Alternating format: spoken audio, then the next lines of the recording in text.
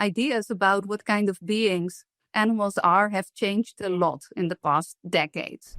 The basics of life, love, community, care, these matter for all of us in more or less the same ways. We have stereotypical views about mice that really do not do justice to the kinds of beings they are.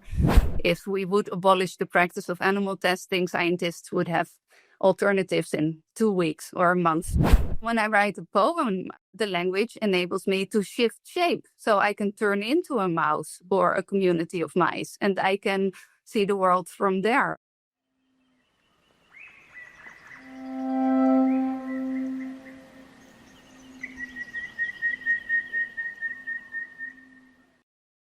Good afternoon, Eva. How are you? I'm very good. How are you? Yeah, really good, really good. Well, it's such a pleasure to talk to you today. I've followed your work for a while now. And I think, many of the people I talk to have an ambition that maybe stops at the end of exploitation. And you have a much more radical vision than that. So I was really excited to explore your philosophical journey and how that plays through the different themes of your work as well. And particularly because your work, obviously, now I guess has philosophy at its core, but it's richly embedded in the art world as well in terms of music and novels and poetry. So yeah, it's a real privilege to get the chance to have you on as a Sentientism guest. Thank you. So you know the context already, but I guess this is a series of conversations about what I think of as the deepest philosophical questions. And they're ones that are often irritatingly ignored, I think, or underrepresented in discourse generally, public and academic. And they're questions like, what's real? How do we understand this amazing universe we all share? The questions of epistemology, really. And just as importantly, the basic questions of ethics. And a lot of ethics talks about what matters, but quite often forgets to ask who matters. And there's quite often an anthropocentric assumption that's just unstated that runs through, a lot of moral philosophy.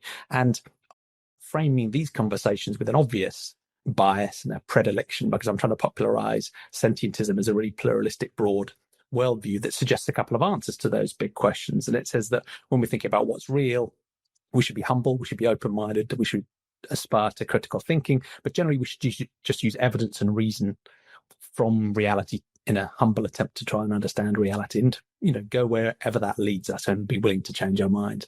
And on the ethical side, it's also very pluralistic. It doesn't commit to a particular system, but it does insist that at least every sentient being, every being that is capable of having its own experiences, its own feelings, that maybe has its own interests should matter, maybe more too, but at least they should matter, and they should matter seriously in our moral consideration. And so I summarize it as evidence, reason, and compassion for all sentient beings. But I'm very lucky in this series of conversations, now way over 230. I think you might be close to being the 250th.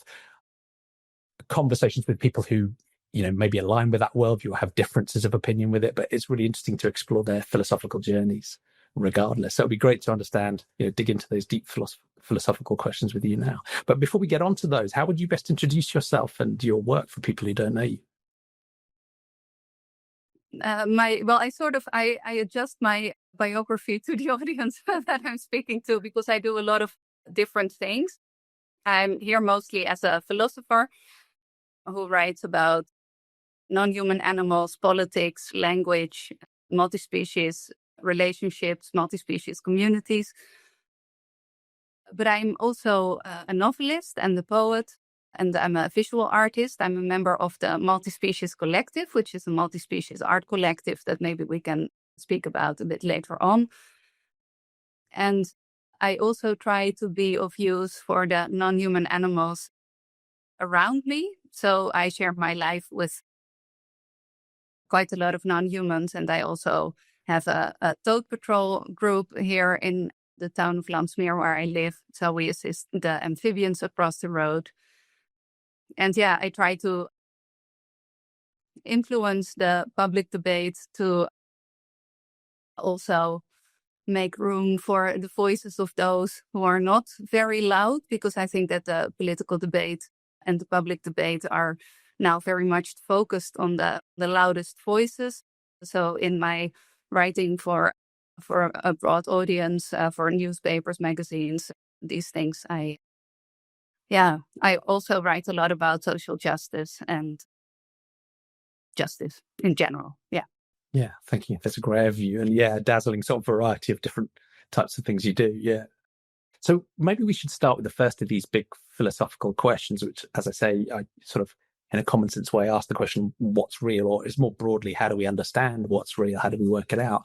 And for many people, an interesting way into that conversation is to understand their journey with respect to maybe spirituality or religion or science and naturalism and atheism, those sorts of topics, what family and societal context they grew up in with respect to those questions, and how they're changing, how their thinking has changed since then, if it has, with respect to those sort of big questions about the nature of the universe and how best to understand it. So you can start, digging back as early as you're comfortable into your childhood to tell the story. Well, when you ask what is real, I immediately think of some lines from a poem that I wrote a while back. And these are, maybe we only really exist in the eyes of other animals.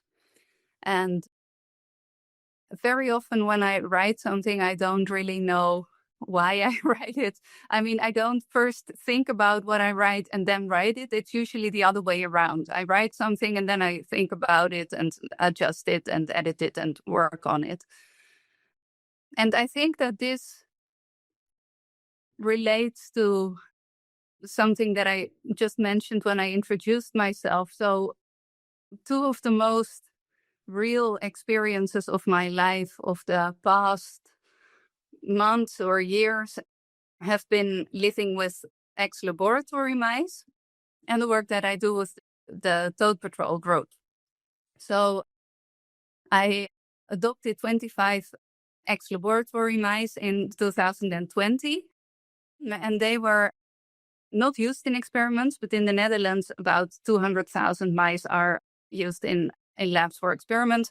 But the same amount of mice are bred to be used, but they're not actually used in experiment.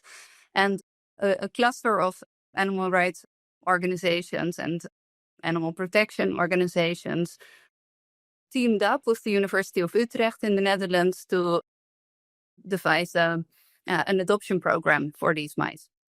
And they came in 3 groups, and I learned a lot from them. I learned a lot about mice, because we have stereotypical views about mice that really do not do justice to the kinds of beings they are. Mice have friendships with each other, they care for each other, they even bury their friends when they died. They always have lots of projects that they're working on, they build great nests. So they're really interesting beings. They didn't like me so much, so they didn't like my hands, but they did like my voice, so I played music for them, and this was how we began to connect. And while I played for them, I looked at them, and at first I didn't recognize them. And I think that this is something that humans often experience in relation to mice and other small animals. They don't recognize them, they don't see them as individuals. But after a while, I devised a system in which I could learn to know who was who. And then I also found out much more about their personalities and friendships. And so I've written about these mice and about, the kind of beings laboratory mice are, what this means for the practice that which I think should be abolished. But there was also something else that they taught me, because mice only live for 2 years or 2.5 years. So I also witnessed 25 deaths. And very often, I mean, there's not a lot of health care for mice. And this is, of course, deeply problematic because we know so much about their bodies. We know nearly everything, but humans do not take the next step of actually applying that knowledge to create something that's useful for them. Yeah. And we're purely doing it for our own benefit. Yeah. Yes, and a questionable benefit too. Yeah. Yes, definitely. And there are many, I think that it might also be good to mention that animal testing is generally not very reliable. And there are other options like computer models and also in vitro cells that are being used now and experimented with. And I think that if we would abolish the practice of animal testing, scientists would have alternatives in 2 weeks or a month. So I really think that we have all the knowledge for it, but there's just bureaucracy and habit that's stopping us from changing the practice. But yeah, let's return to the metaphysical lessons of the mice. So yeah, I experienced their whole life cycle and also the ways in which they gave meaning to their lives and dealt with challenges, with illness, with the death of their companions. And at the same time that the first mice died in the same week, 3 of them died in 1 week. My father also died. And in the year that followed, my dog companion Ollie also died. So it was just a lot of death. And the mice really taught me something about the meaning of life. We are really only here very briefly, all of us. And the basics of life, love, community, care, these matter for all of us in more or less the same ways. And of course, also in very different ways, and we express ourselves differently. But yeah, through living with these mice, I really saw something about the fragility and strength of life. And it just I felt very honored to be able to witness that with them. And then the second example that I thought about is the toad group, the amphibians that I helped cross the road with a group of around 20 volunteers. Each year, the amphibians, frogs, toads, and newts, they hibernate in the gardens in the town where I live, and then they go to the ponds to find partners in spring. But they need to cross the road, and that's dangerous. And when I came to live here, I saw that many of them were killed by buses and cars. So I set up this group. And yeah, basically it's walking the streets with a lantern and, spotting them and then helping them to cross. They usually go when it's getting dark, and it's around the month of March. But this practice of walking, it makes me a bit obsessed every year as well, because I know that when I walk, I will be able to assist some individuals that might die if I don't do it. So I usually walk every evening during the days that they cross the street. But it's also a very basic activity. It really matters. It's something that really, really matters for others. And I think that in our societies, we try to arrange life in such a way that we stay away from what really matters for others. Think about the ways in which humans eat. They go to a supermarket.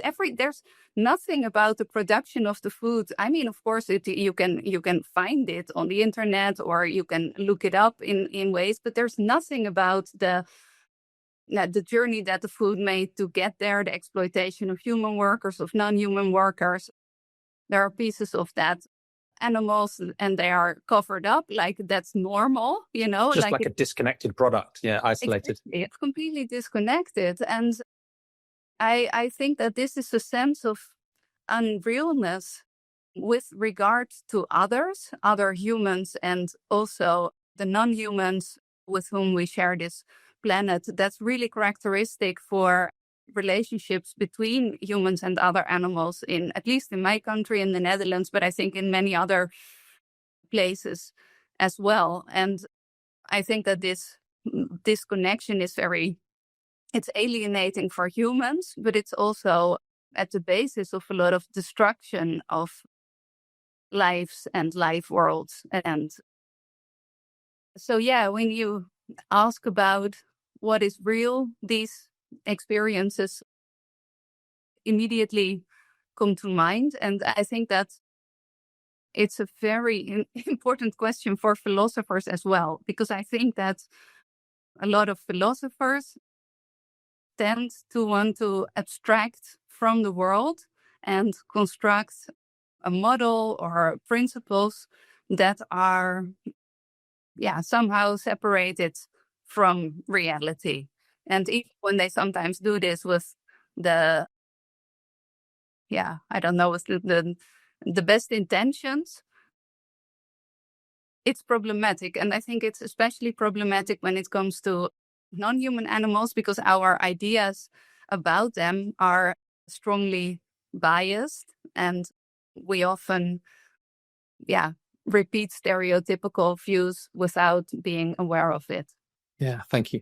And it's interesting because often when we're talking about, different choices of epistemology, one classic choice is, a naturalistic approach using evidence and reason set against things like maybe revelation or faith or maybe, some form of religious authority. And those are much more blurry categories, I think, than people like to pretend. And they can be done in different ways. And even the naturalistic approach, which I favor, evidence and reason, some people can do that in a very narrowly scientistic way that I think does what you're suggesting, which is, we're trying to abstract away, we're trying to detach ourselves from reality to understand it better because we want to be impartial. But that can lead to, I think, missing out a lot of the most important things about reality, because if you only think about the things that you can put in a spreadsheet or you can cut up with a scalpel, or if you can look at through a microscope, it has to be randomized controlled trials done by a guy in a white lab coat. I think you're right. You're missing a lot of reality. Those tools can be useful, but to do what you were implying, which is recognizing the relationships we have with others, recognizing the subjectivity of others that we'll always understand imperfectly. These are deeply important aspects of understanding what's real too. And if we really want to, I think, do evidence and reasoning well, you have to engage with that stuff richly. You can't put it in a spreadsheet and sort of slice it and dice it away. But even so, when you talked about the commonality you felt with, the difficult experiences of your father and with Ollie and with the mice, and you came to a recognition that there's difference, but there's some deep commonality.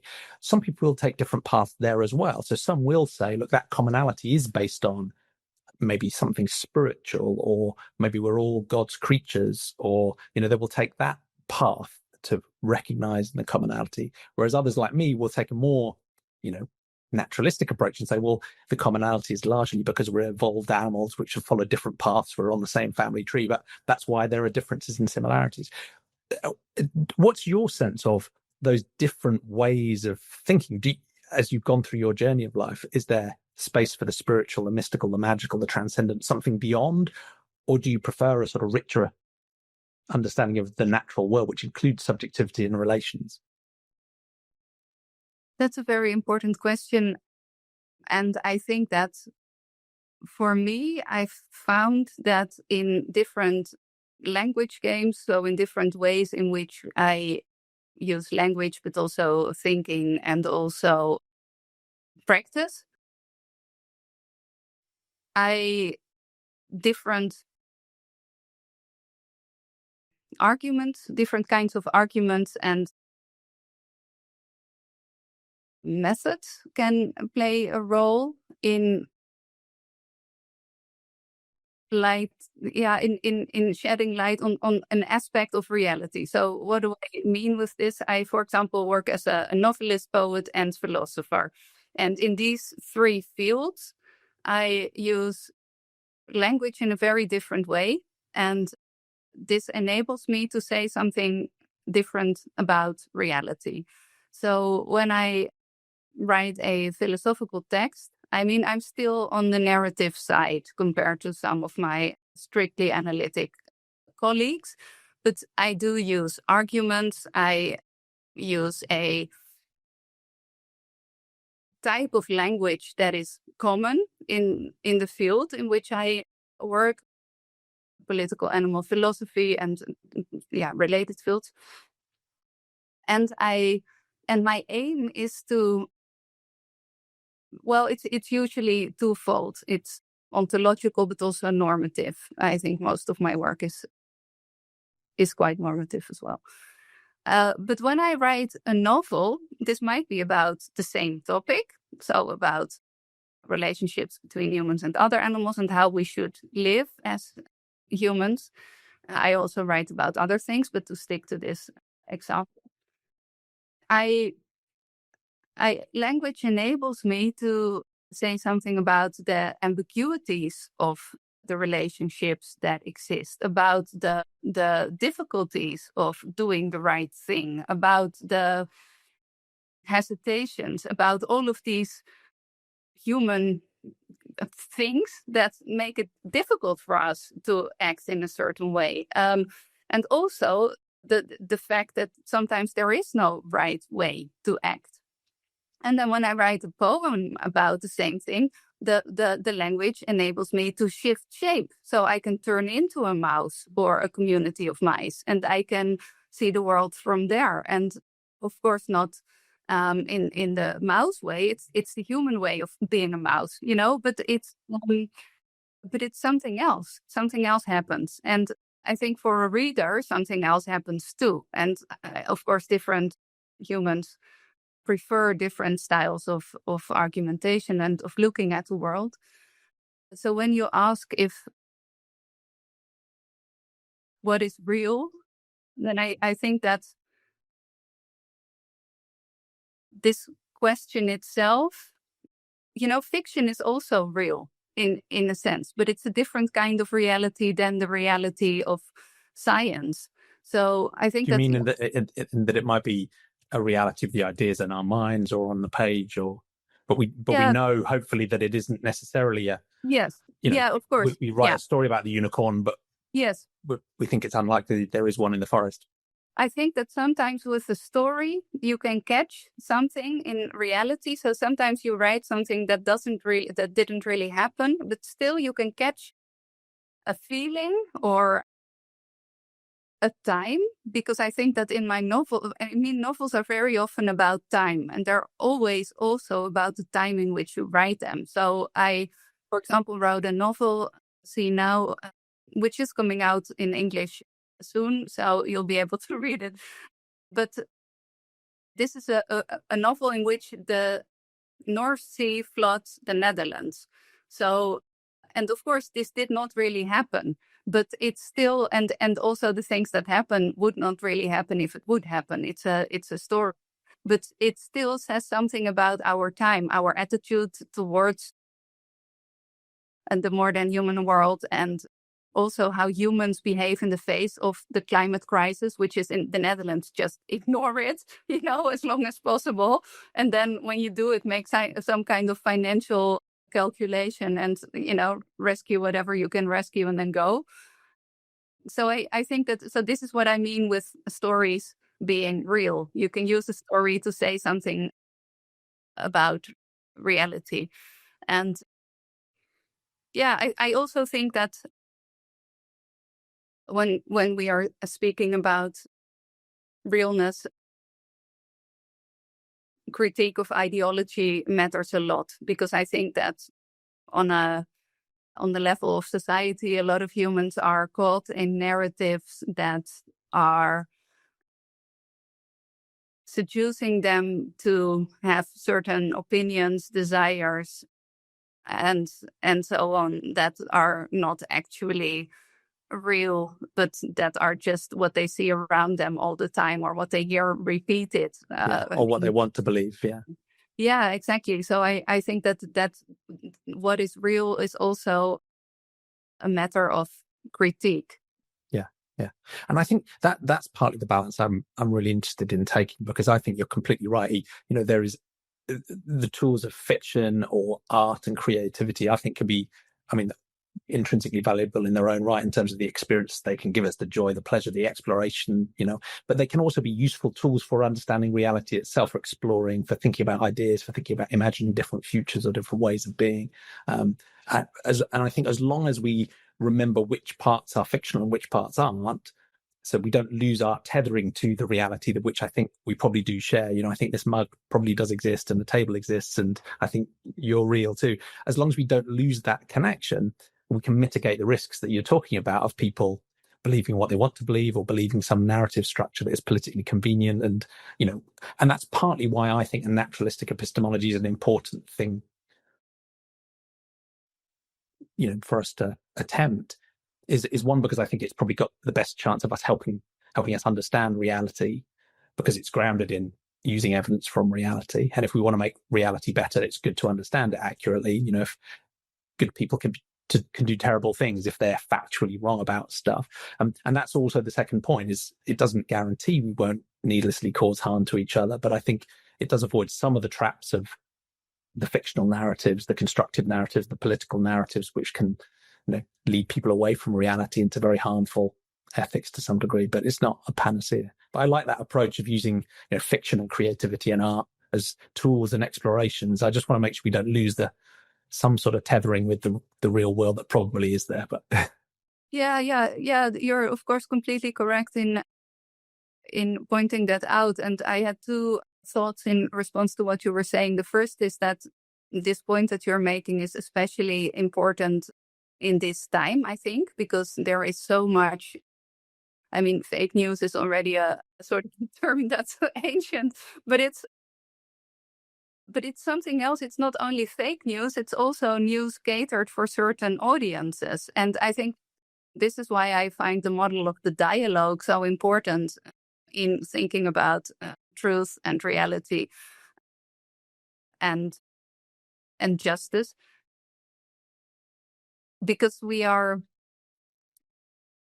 losing the space for being able to discuss what is real and what is not, because different audiences or groups of humans or political humans with different political affiliations are in their own corners, and technological developments are just making it harder and harder for them to look over the wall and see the others. And I'm absolutely in favor of all the good things that the internet brings. And I think that it can be great for many things, but I do feel that there's a real danger in the way that social media and also other media works at the moment in creating space for even the discussion about what is about facts and what is not real. Yeah. That's one thing that I was thinking about, but I don't think that art is the danger here. I think it's more about propaganda and the loss of dialogue and the active pollution of our common spheres online, and this then spreads out in other spheres. The second thing that I was thinking about has to do with how science functions and specifically how we think about non-human animals. So ideas about what kind of beings animals are have changed a lot in the past decades. And scientists from all kind of fields, biology and ethology, but also fields in the humanities, have really changed the view of animals from them as kind of instinctive, simple beings that are lesser than human and whose intelligence, culture, and so on should be measured with regard to or in relation to human intelligence, culture, and so on, to complex beings who form their own communities, have their own views on life, and so on. And this field is very much in movement, so there's a lot of discussion about, there's a lot of new facts, empirical facts, but there's also a lot of discussion about how we should interpret these and how we should act ethically because of what they tell us about what kind of beings animals are. And with plants, the same. So these are slightly different questions, and plants are different beings, but animals is also not one group. It's very heterogeneous group, of course. But what I'm trying to say is that we should also, when thinking about facts, be critical, because for a very long time, science has not done justice to non-human animal subjectivity. So yes, on the one hand, we should have faith in the facts and in science as much as we can. But I think it's also really important to teach humans to be aware of what can go wrong, especially when we're dealing with marginalized groups like non-human animals. Completely. And I think those are really powerful illustrations of a theme that comes a lot through these conversations, in that, epistemics, how do we know stuff, is not some separate realm which is just about the technical question of are our beliefs accurate or not. It is richly shaped by our values and our ethics and our culture and our history. The way we go about that practice, the field of science is a very human endeavor, and the scientists have their own values that shape and direct their work. And of course, epistemics then drives and shapes our values and our ethics as well. These things are, richly intertwined, and you can talk about, whether technically there's an is-ought barrier or not. But, regardless, if in the real world, these two, how we understand reality and who and what we think matters, are, deeply intertwined, and they cycle around each other, I guess. So, yeah. Yeah, and also the concepts that we use to think about facts. So I really like this debate that's going on in plant research at the moment about whether or not plants are sentient or have subjectivity, because these are not just empirical questions. So there's a lot of new research about plants showing for certain species that they, for example, discriminate between their kin and others, or themselves and others. Also about their ways of experiencing the world, social relations, and so on.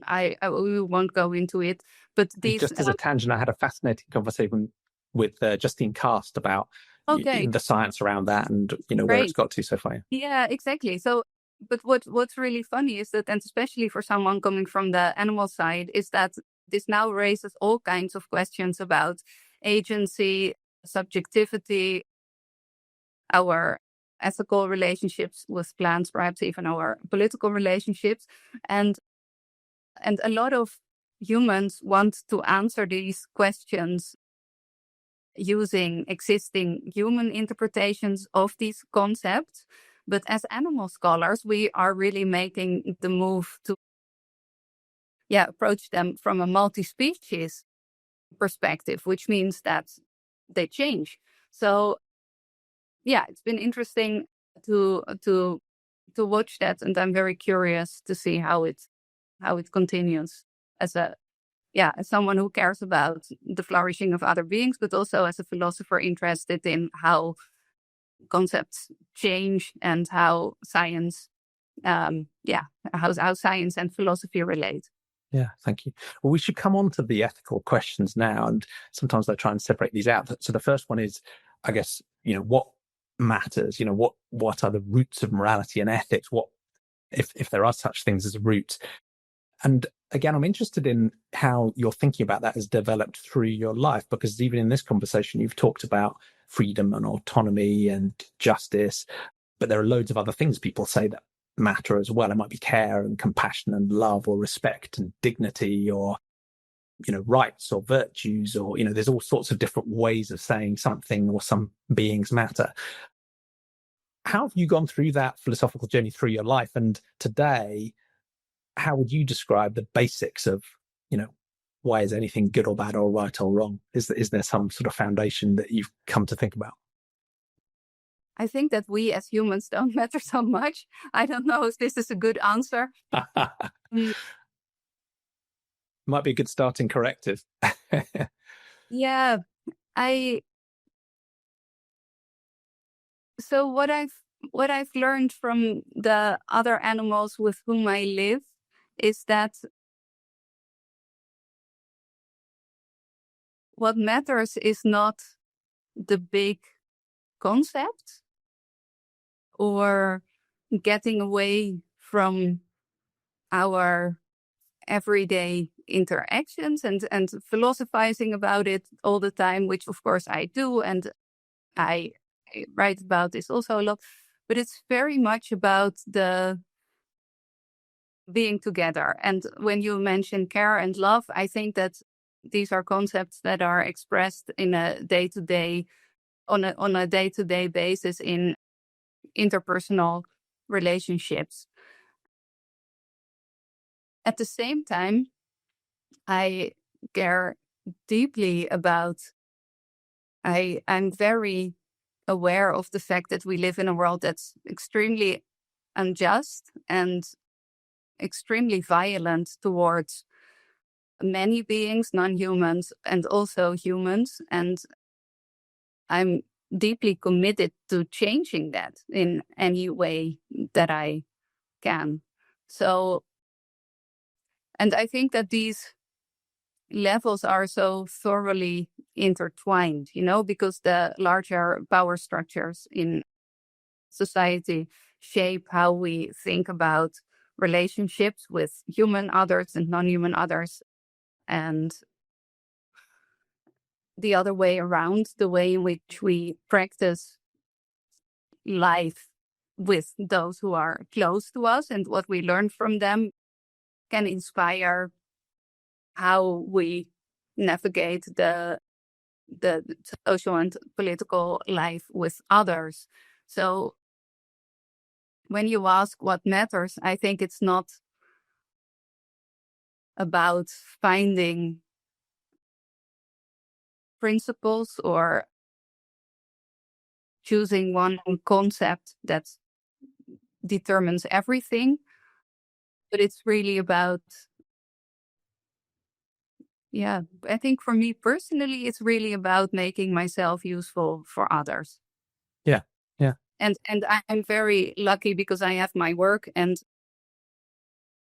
it's I also think for me, my work is much more important than my personal life. So I don't care so much about my life for me. I don't think, I was ill for a long time. I had long COVID for 2 years and I couldn't do much. That's and then tough. my life, then suddenly my life became very important because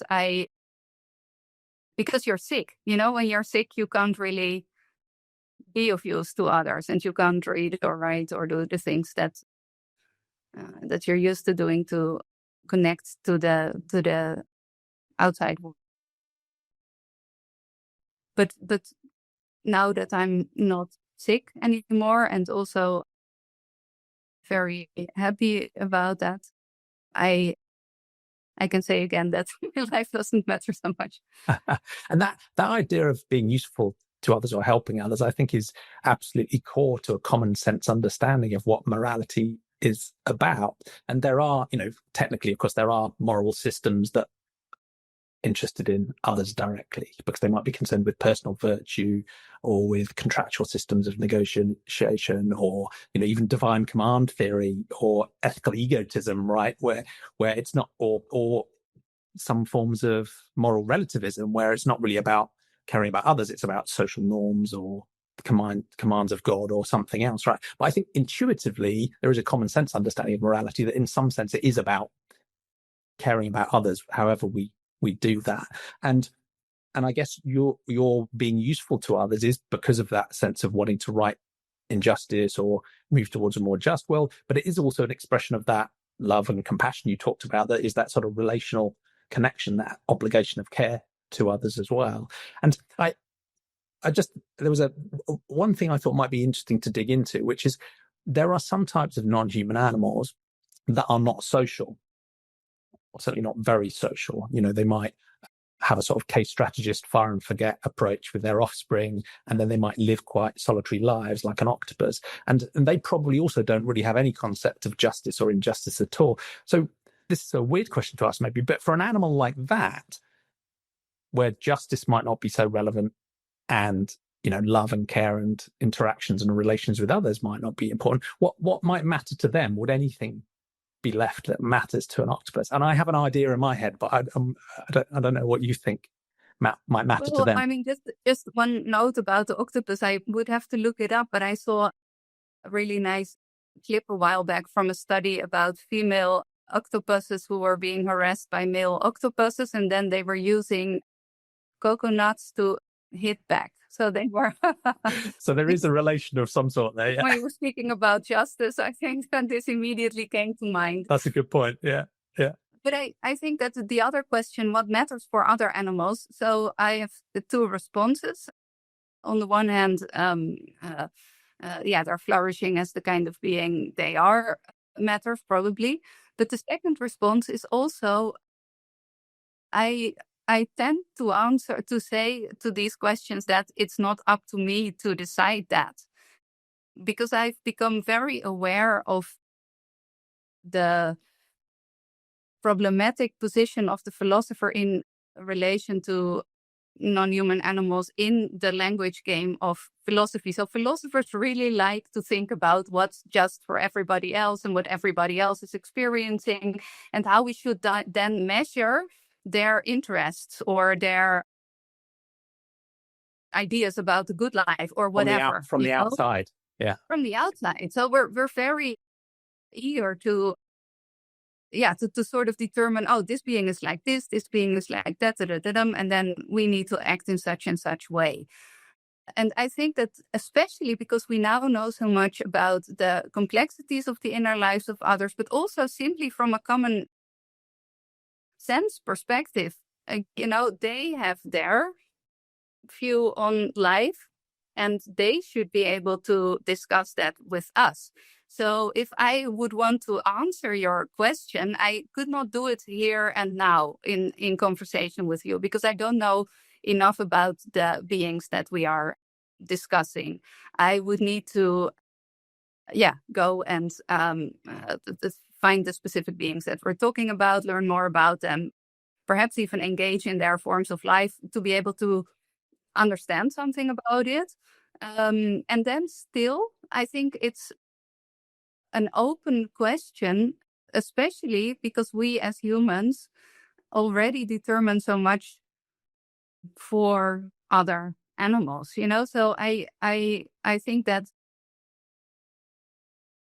in the context of human domination, what matters for other animals might also be different than in a world without human domination. So yes, it would depend on the context, but there's also another problem with deciding for animals more generally. Yeah, and which brings us back to the epistemology question as well, because I think the way I resolve this is by saying, well, what matters to a being is their own perspective, their own subjective perspective, their interests, their desires, their preferences, their experiences. As you said, their flourishing, their ability to carry out their natural capabilities, their well-being, their suffering. These things matter to a being. But it's very easy to go from that, which I think is a genuinely empathic, compassionate, moral stance that is trying to say it's not about me, it's really about you and it's about them, to then jump into saying, and now I am going to work out what your perspective is from the outside with a spreadsheet or with a, and I think that's where it can go wrong, because we forget that the point of doing that exercise, which is supposed to be a genuine moral attempt to understand the other and then to help them and assist them, can then slip into something that again is all about us and our perspective. And it's so I don't know if that what matters is the perspective of each being. Is that something we can all come back to? Because in my sense, the reason I care about justice and injustice is ultimately because those have a negative impact on the experiences and the interests of a being. And the reason I care about love and compassion is because they can have a positive experience. And the reason I think torturing, an animal or a human animal is bad is because it has a negative experience. So all of these things for me seem to collapse back down to their perspective and what it's like for them. But yeah, there's one other thing that I would like to add to that, because in this question of perspectives, because I've written a lot about the languages of other animals, and there's this view. So on the one hand, we should be cautious to not attribute all kinds of ideas and thoughts to them as humans when we don't know about them. But on the other hand, there's very often a lot of skepticism about getting to know other animals at all. And I've called this species skepticism, because I think that a lot of humans do assume that they can get an idea of what other humans are thinking. and feeling and experiencing because we share the same language. But with other animals, suddenly there's this species barrier that sort of shuts off all views into what they are thinking and what's in their mind. And that can even lead some people to claim that we have no idea if they're experiencing anything at all. Maybe they don't have a perspective. And then you're back to where we started, which is a completely anthropocentric exclusion of anybody else. Yeah. So I think that it's important to be critical of this position as well, because first of all, language is not just words, and understanding does not just come out of the kind of conversations that we are having now. A lot of animal languages are embodied and include not only sounds but also scents and colors and bodily movements. Even our human interaction includes a lot more than simply speaking. Language can also deceive us, so we can lie and we can use it in ways that are problematic. So I think that these questions of knowing and understanding are not tied to the species barrier. And I think that in general, humans attach too much value to the distinction between species, because yes, of course, animals of different species experience the world differently and have different ways of expressing themselves.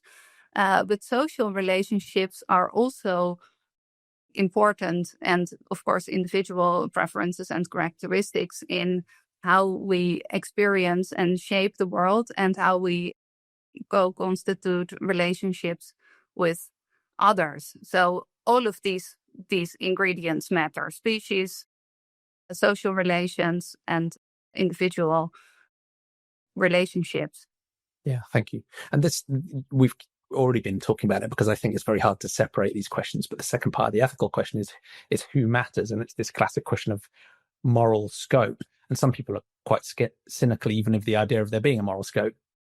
But I'm interested in, how did you come through this journey? Again, as a young person, we have this classical idea of people starting out, with some sort of care and compassion for those immediately around us, the mother and baby and family, and then maybe friends. And then over time, maybe our moral scope extends out. We might start thinking about other humans and humans that are different from us, and maybe all humans. And then there's the question of non-human animals. What path did you take through that journey, thinking about who gets to matter in politics or morality or in any other sense? There's a literature there are studies that show that human children are not speciesists. They're not born speciesists, but they're made speciesists. So for young children, they think that humans and pigs and dogs all have moral value. And then this changes as they grow up and are socialized into speciesist societies that we live in. And I never was fully socialized out of that, I think. So I always stayed in the idea that other animals matter too, and that they were my friends. And is that because of the way your family thought and were, or? No, it's just my own strangeness. Your own strange. This is a running theme in these conversations, is the wonderful, weird strangeness of many of my guests. Yeah. But what was that? What was that experience like for you? Because obviously you live in a culture which, at least at the level of systems, things like agricultural systems, has some radically different views about the value and the worth and the moral salience of non-humans. How did you experience that as a child? Because was there friction there, or were you just one of those strange people who are like, I don't care about the friction, this is the way I think? I don't care about the friction. Yeah. I thought that might be the answer. Yeah. And also, so when I was 10 years old, I visited a friend, and she told me that she didn't eat. I think we had. So in the Netherlands, you eat patat, French fries, and you eat them with a croquette, which has animal flesh in it, or perhaps a kaas soufflé, like a cheese soufflé. And my friend had a kaas soufflé, and she said, I'm a vegetarian, I don't eat meat. And then I felt very ashamed because I hadn't thought about this as a possibility. So I came home and I said to my mother, Mom, I'm a vegetarian. I don't How did eat. she respond to that? And she said, okay, because she knew that if I wanted something, I would do it anyway. There So was she no was point quite, fighting, yeah.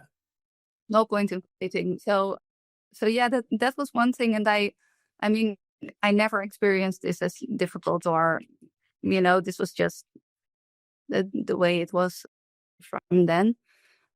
But I think that growing up. Was there another stage with dairy and eggs and leather and, broader animal exploitation as well? Because I went through that sort of 2-stage process, and weirdly, there was like about 20 years in between when I don't think my ethics really changed, but it was more a calibration about, amount of social weirdness I could handle, but about going from, vegetarian to boycotting all animal products as far as I could. But yeah, when I was in my teens, I became active in animal advocacy and joining street demonstrations, and also feminist and anti-racist activism. And this then later also led to me being a vegan. I think in the Netherlands, it was more about vegetarianism was very well known and, in a sense, quite accepted.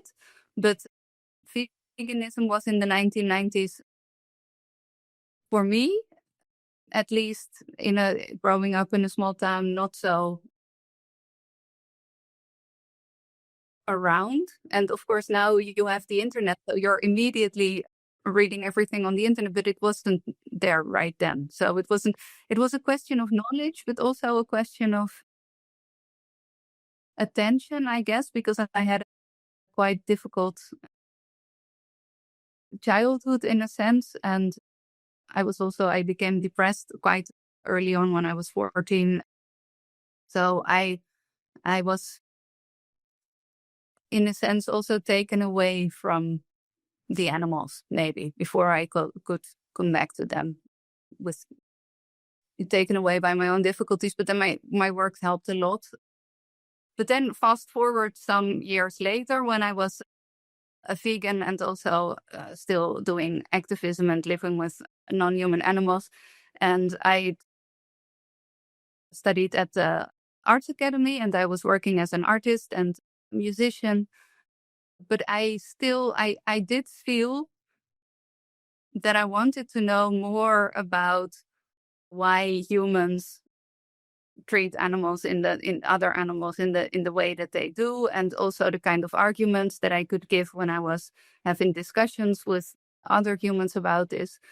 So this was definitely, I also felt drawn to philosophy already at earlier points in my life, and I've always been reading philosophy. I was reading Descartes when I was 13 and got very upset about it.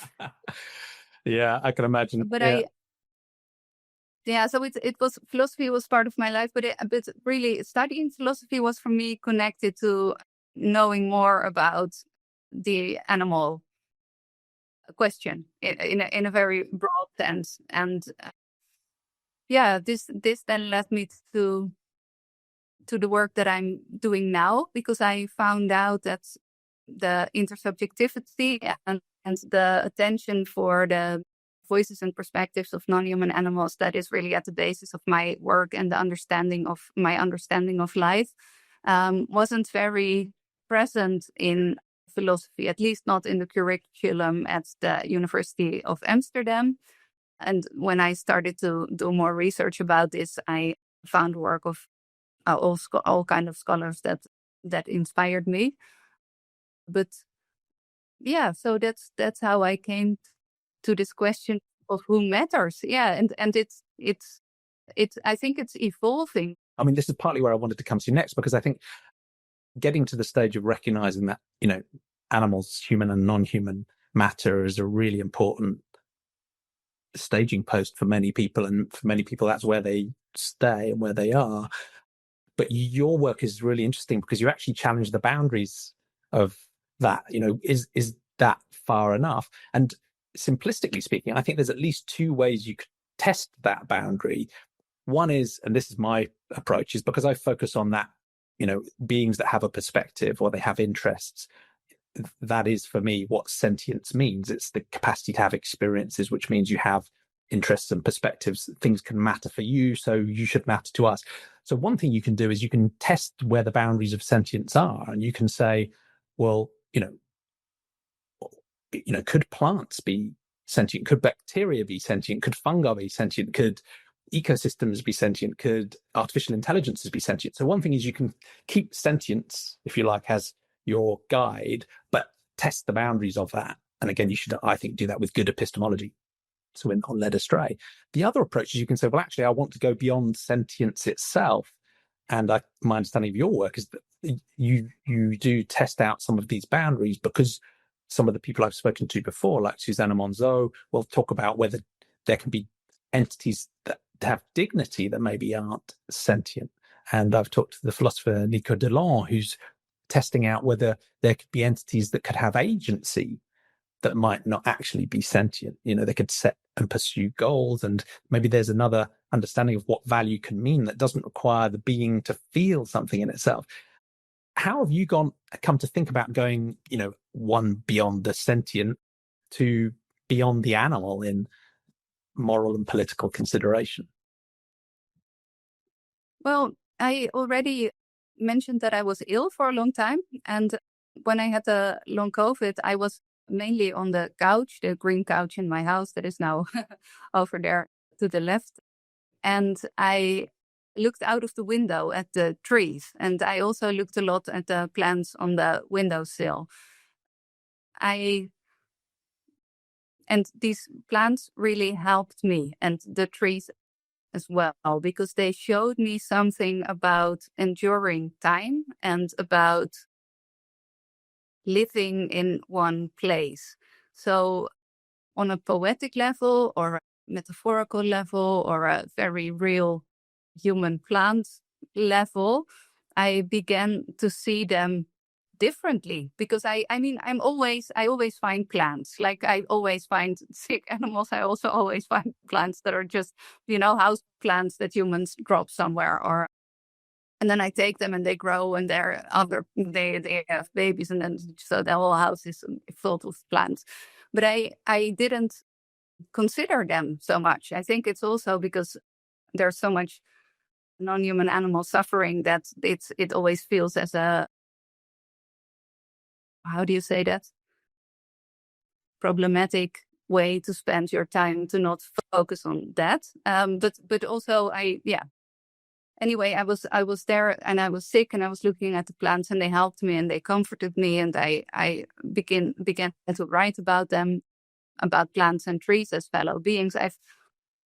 Was it almost as though you were sort of finding a solidarity with the plants because you were being forced to live a sort of plant-like existence yourself, given you were stuck on the couch? Yes, and and I also became more Aristotelian because of it, because I really felt, oh, I'm a human. I should be able to move. I'm an animal, So I felt that a lot more than before, but I also felt a lot more connection and solidarity to the plants and the trees. And I've always photographed trees since I was 17 or so. So I was a strong connection with trees that was, I don't know, intuitive. So this is one thing that happened. And at the same time, I was thinking about developing a political model together with non-human animals. So I told you a bit about my reluctance to defining, as a philosopher, to defining what is right for other animals, to defining how we should live, to defining political systems and principles. But I still get a lot of questions about how we should do politics with non-human animals, because I've written a lot about political agency of other animals and about language as well. So this is something that I encounter a lot in academic circles, but also specifically in the public debate. And I would always say, well, I don't know if we need to do this together with animals. But then I thought, well, let's just think about how we can do this. What would be a fair way, a fair procedure for developing new political practices and institutions together with animals? And when you think about doing politics with non-human animals, there are a few things that are immediately clear. It's going to look quite different from how we do politics with humans, because a lot of humans see politics as voting in elections or perhaps discussions in parliament. And these acts are obviously not very suitable for thinking about doing politics with other animals. They don't want to go into parliament. They don't want to speak with us in human language. But there are all kinds of political practices already existing. Think, for example, of the resistance of non-human animals. Dinesh Choriwal wrote about this, and Jason Rebel in much detail. And that's a very clear political act. There are also forms of refusal, cooperation, and deliberation. And with deliberation, I don't mean deliberation in human language, the way we are speaking with each other now, but embodied, ongoing dialogues that may involve interventions in the landscape or direct encounters or sometimes human language. Think about how we speak with our animal companions or other domesticated animals. But sometimes also, much more distant processes of question and response.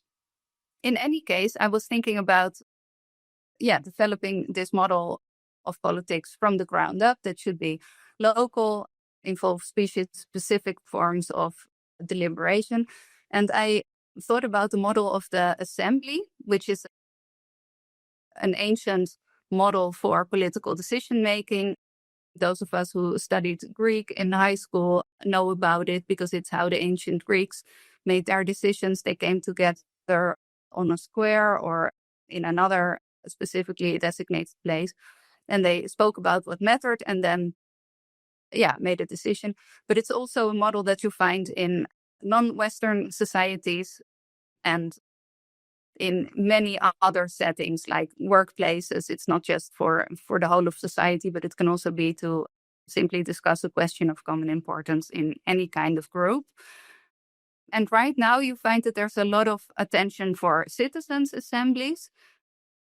So these are gatherings of humans that are elected by lottery and then chosen to be a good representation of the people of a specific city or country.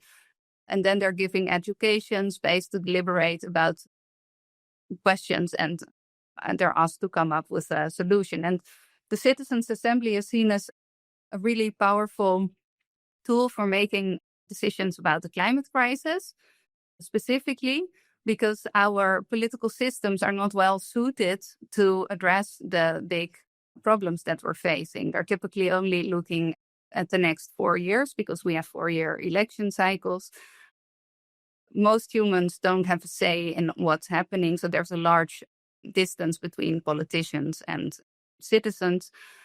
And there are other factors, for example, that interests of many groups are not adequately taken seriously, like children. Children have other human children, also children of other animals, but let's focus on human children. They have different interests in relation to decision-making about the climate crisis than adults, because for us, it will probably be fine, but for those being born now or very young, it's different. So citizens' assemblies are used for this. So I've been thinking about how to extend this model. They also seem to be able to cut across the problems you were talking about earlier on with the sort of fake news separate bubbles where people have their own epistemic environments with their own facts, their own knowledge that, whereas a citizens' assembly seems to be able to bring people together into a much richer dialogue where they can leave the tribalism outside, maybe to some degree, or the groupishness outside, and find undiscovered common ground and find a way forward. So there's some fascinating stories about how that works, at the human level. So yeah, definitely. And I think that it's very interesting, and it's an important insight about deliberation is also that it's more than simply the calculation of interests, right? We often think about politics as some kind of struggle in which competing interests clash, and then the strongest wins, and then, we take it from there. But the idea of deliberation is that through dialogue, we can get to a solution that's better for all of us, or at least that's the ideal. And I think that in citizens' assemblies, you see that humans generally take decisions that are a lot more just than politicians in our systems tend to do. So they're a promising tool for human politics. But then from the animal political perspective, there's also scope for including the voices of non-human animals. And to explain this would take a lot of time, so I will keep it a bit short. If people want to read about it, they can read my book about it. But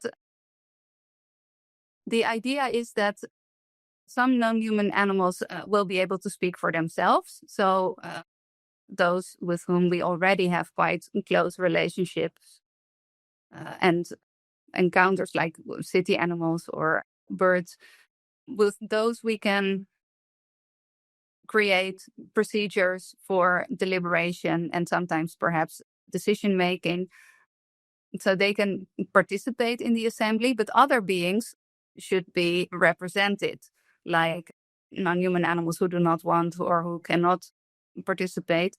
And these processes of representation should also be informed by interaction with them, as well as education. So I was thinking about this model, but then there are more creatures in the world than simply humans and non-human animals. I just mentioned children to you, and there's quite a lot of literature about the political agency of human children and ways in which they can participate in political processes. There are many experiments with this worldwide, even though they are not always taken seriously. And their voices too should be heard in these assemblies. So they should also participate when they can, and perhaps be represented when they are really young. And would you extend that to future generations as well? Because some governments already have at least a minister or some group that is trying to represent future generations. Yeah. Yes, definitely. So the interests of future generations also need to be thought about, and the other way around. So many non-Western philosophies and epistemologies reserve a special place for ancestors. So, for example, in Aboriginal and Maori thinking, ancestors are also present and should also participate. So we could imagine assemblies taking place in these cultures, also reserving a place for that. This is an open question. I will leave that open for now. But both in terms of time and space, it's different than assemblies are working now. But then there's also the question of the wider natural world. So the question of plants matters. How should we deal with them? Are they capable of deliberating with us? I'm actually organizing a workshop about this later this year with some humans who are thinking a lot about plant deliberation. So this is a question that's being investigated right now. They should at least be represented by humans in the assembly. The question of natural entities, ecosystems, forests, seas, and others. There's currently quite a lot of attention for rights of nature. So many humans across the world are trying to get natural entities recognized as holders of rights. This means that they should then have the opportunity to protect them better and bring lawsuits against humans or companies who pollute them. So there are all of these factors that are changing the way in which humans look at natural entities. And of course, this is built on indigenous views, and many non-Western communities already recognize the rights of these more than human entities before Western philosophy is keeping up. So I was thinking for this model about these different kinds of agents and how they can speak for themselves and how they should be represented. And indeed, this goes beyond the question of sentience, or it simply looks at reality from another perspective. And I think that because of the work that I've been doing on political agency and language, I sort of bypassed this question of sentience and suffering. And I don't think it's not relevant. I think it's very relevant. But I think it's another lens to look at reality and describe reality to others. And I think that this also matters from the perspective of advocacy. So I think it matters in itself, because I think we need to take other animals much more seriously than we've done. And if we only speak about them in terms of sentience, then this might obscure some other ways in which we can speak about them. And I also think that different philosophers have different roles in the story. But I also think it matters from the perspective of advocacy, because I think that humans need other stories to imagine another world. And when we speak only about the abolition of certain practices and focus on that, humans feel like they should give something up, maybe, or they lose something.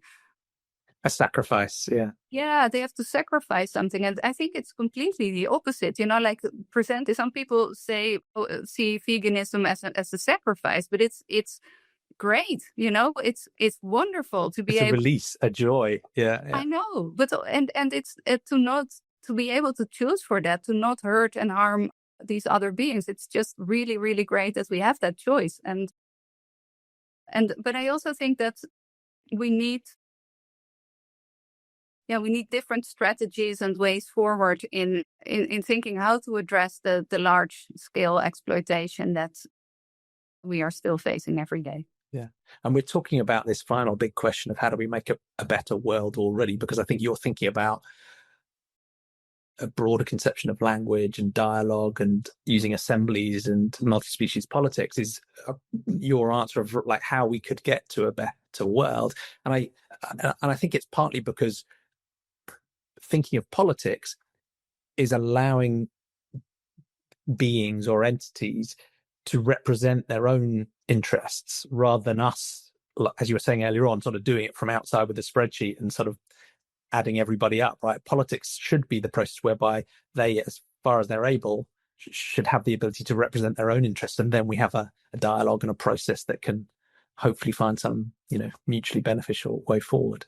So you might resist answering this question because I think you might say that's not for you or me to answer, Jamie. But do you have a sort of grand utopian vision as you're thinking about telling stories to other humans about what this future could look like? If you imagine a world where we've really implemented multi-species assemblies and a sort of sentiocracy at least, or maybe a multi-species democracy, and it's been running and it's working and it's operating at local levels and it's operating at, national and supranational levels as well. What story would you tell about that utopian future, acknowledging that ultimately it won't be up to you or me to decide? It's something that comes out of the deliberation. But what would your dream be, the story that you might tell to help encourage people along this path? Well, I sometimes find it so strange that we're not already doing it, because the way in which we live now is so clearly very harmful to so many beings, also humans. And us. Yeah, it's mind-blowing, isn't it? Yeah.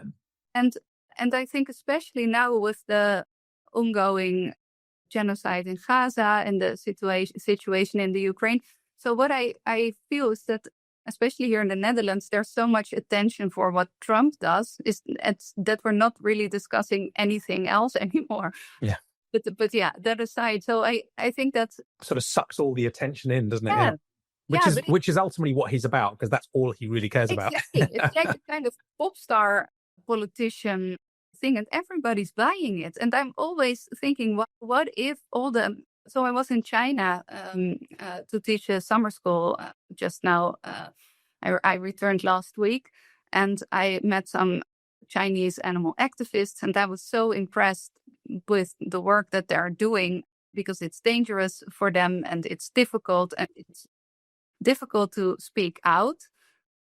And I came back, and since I came back, I've been thinking, why do not more humans speak out and organize and make a change? Because we're free, and we in that sense, and I know that it's not easy to establish change, and it asks for not one action, but like a lifetime full of actions. And then, it still goes wrong, but yeah, you have to do it.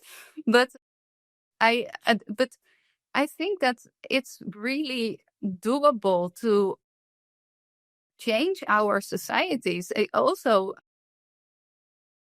not that hard, if we all, if everybody who wants a better life for everybody does something, we can move it and change it. And yeah, where we ultimately end up is, I think, so one of the problems that we have is that there are just so many humans. There are so many humans in the world, and for them to live justly together with each other and with the other animals is going to be a challenge, given human psychology and capitalism. But after we've overthrown capitalism and liberated all the non-human animals, I think we will live in smaller communities and in ways that are peaceful and still very difficult, because I think that there are just basic difficulties of life and death and illness and related things that will always be there. Yeah. But I'm hoping, that we would address it with care and love, and not with the neglect and violence that we're using now. Yeah.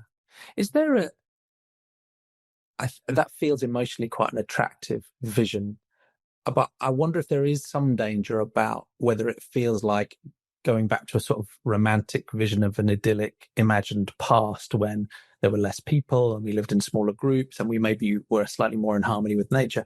And I wonder if sometimes that imagined past wasn't quite as idyllic as we like to think, and there were, deep problems of oppression and violence and so on that we should skim over.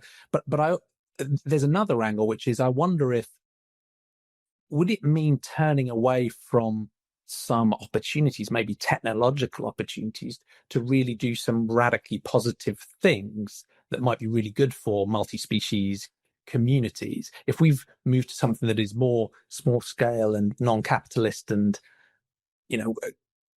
are we turning away from an opportunity that might be more technologically enabled and might be more innovation enabled at the same time? Or do you think we could do both? Well, I think that if you would ask for my personal preference, this would include a community with non-humans and not so many humans. And I completely recognize the dangers. I'm not romanticizing. I'm not saying we should go back to anything. And especially as a queer person, and also as someone who just experienced lots of kinds of violence in their life. And I think that, small communities also have danger. I was thinking more about anarchist experiments with just living and in a critical spirit. And I was also thinking about the experience in the experiment in just living that I see happening right now. So in the Netherlands, we have a place called Stichting Kapitaaloceen, where they try out just farming. So they farm in ways in which the land is half for the other animals, and they also share part of the land, and then there's a bit for the humans as well. So this is an experiment to living differently. I'm also thinking about Vine Sanctuary, in which other animals can form the government with humans, and in which their agency is fostered and taken seriously.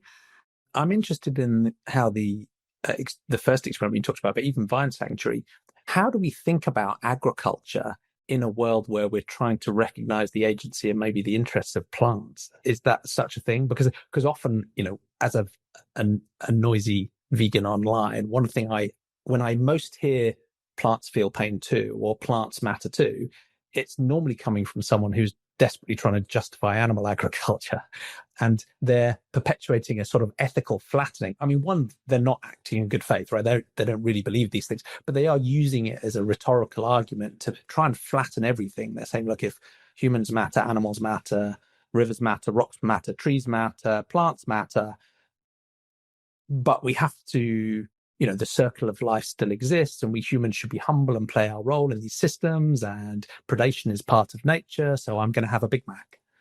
So that's not a good faith intervention, but there are real questions there. If they're thinking about plant agency and interests, how could an agricultural system work and respect those?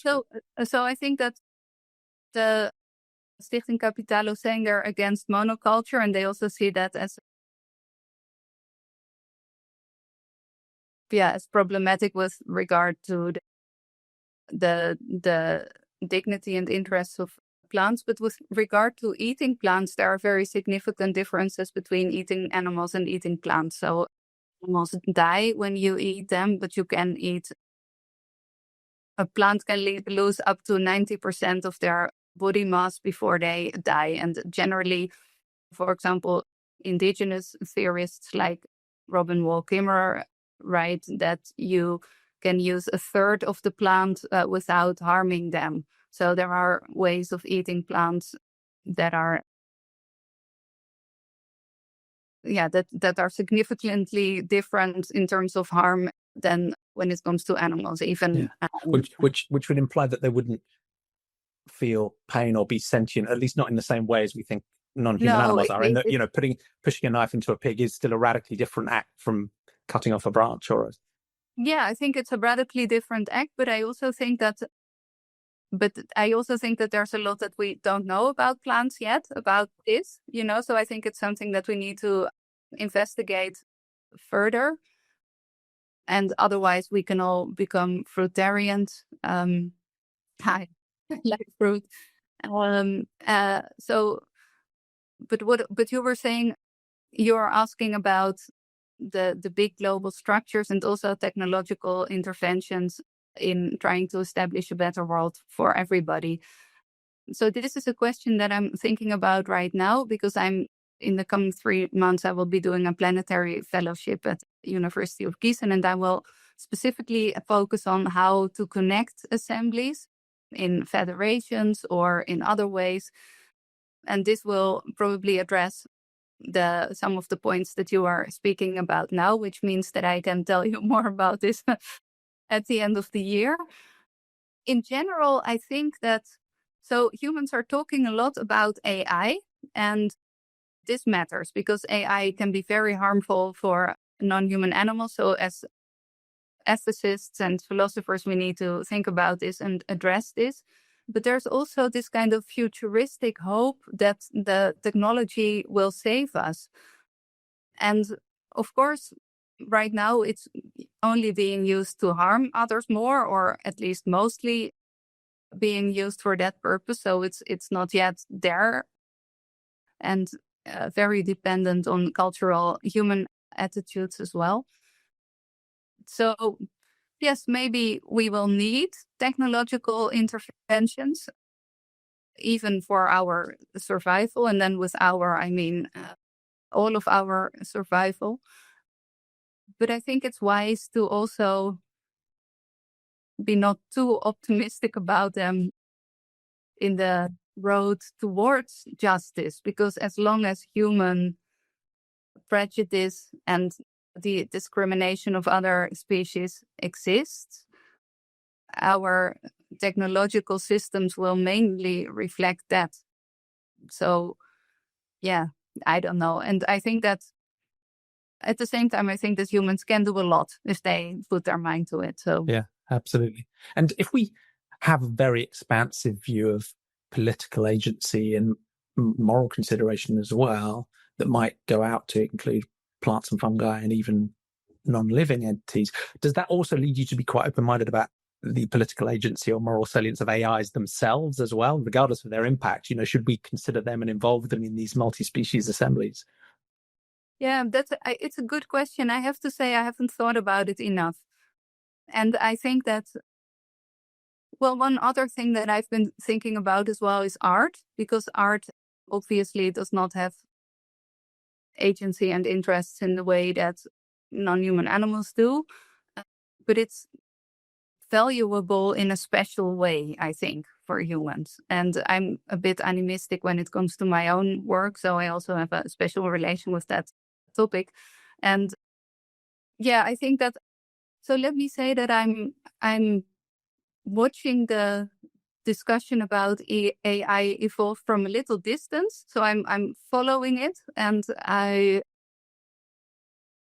but I'm also a bit skeptical about many of the grand stories that are going around. And also, I think it's threats, for example, for funding research projects, because a lot of research for philosophy and applied ethics, a lot of the funding for that goes to projects about AI, and that's not going to projects about animals, the climate crisis, and the world for everybody. So don't the hype is my last word on that. Yeah, but that's great. Thank you. Well, it's been an absolute pleasure to talk to you. I know I need to let you go. I mean, I did have one final question. It's up to you whether you answer this, in a long or short answer. But about how your artistic work relates to your philosophical thinking. Is it something that is a way of representing your worldview in a different way of influencing and steering culture for you? Or is it an independent thing that's just about sort of creativity and joy and exploration, or a bit of both? How do you think about your poetry and your music and your novels and your other artistic work? I think it's a bit of both. And I think you described that well. So for many of the novels specifically. So I think when I begin writing a novel, I have sort of an idea of what it's going to be about, but only in the writing, it really does come into existence. And this is different for me from my philosophical work, where I'm much more aware of what I want to do and why I want to do it before I start it. And this is also why it's more fun in a sense to write the novels, because it's like being in the movie, it's just unfolding while I'm doing it. And yeah, you don't know what's going to happen either. Yeah. No, so and characters from novels always come to visit me. So I have a very nice relationship with my work. But I think that specifically the closest connection between my philosophical work and my art, even though some of the novels are explicitly about human-animal relationships. So my second novel is about an older woman, a performance artist who blows up butcher shops when she meets an animal activist and is really aware suddenly of the fact that she needs to do something. And my third novel, Bird Cottage, is about a woman, Len Howard, who really existed, who lived with birds. But I think that my other novels are about other things. But there's a close relationship between my philosophical work and the work that I do with the Multispecies Collective, Multispecies Art Collective, in which I and another human collaborate with a couple of dogs and cats that we know well. And the project is partly an investigation in what art is and non-human artworks, which is also an exploration into how other animals give meaning to their lives. So we have a blog, and there we post lots of examples of animal art, like beautiful holes that insects make, or songs, or all kinds of things. And we also create art with our collective of humans and non-humans, and sometimes also for non-human audiences. So we made a fountain, for example, in collaboration with birds and insects, that it's also really meant for that audience and not so much for humans. And a couple of months ago, I created a commemoration for the amphibians who died in my town in the past years, because humans just forget them, but for them it's their whole life. So I wanted to create a ritual to have some time for that with people from the group, and also musicians who used underwater sounds to play with. So they played guitar and clarinet and then used the underwater sounds.